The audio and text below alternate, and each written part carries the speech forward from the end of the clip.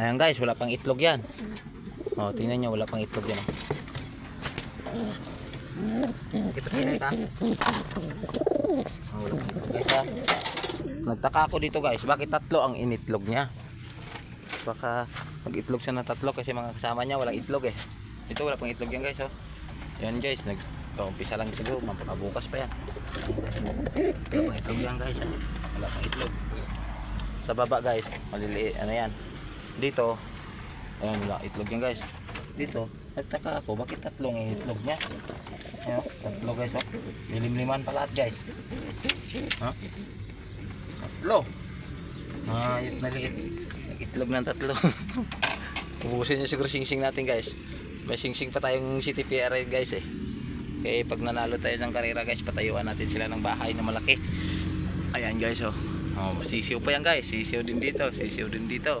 Si Duterte, si Kibuloy, si Sara, si 7-Eleven. Magkapatid yan. 7-Eleven pangalan lahat yan. Oh guys, tingnan nyo. Oh. Ayan, bago yan guys. Yan.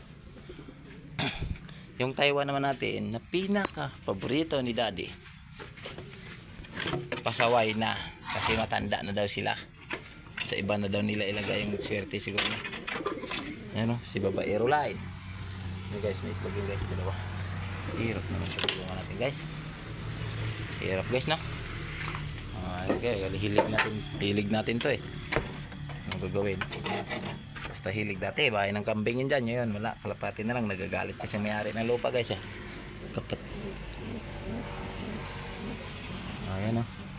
Ganda sana ng itlog nila guys oh. Pinisirin natin sila guys ng ano guys. Ayan o. Dalawa lang itlog niya guys po natitiliwis. Okay, pisahin nyo yan. Kaya pantitira natin si TPR yan. 5 na lang natirang singsing doon. Kaya na lang may itlog. Puro ano lang ilagay natin siguro doon.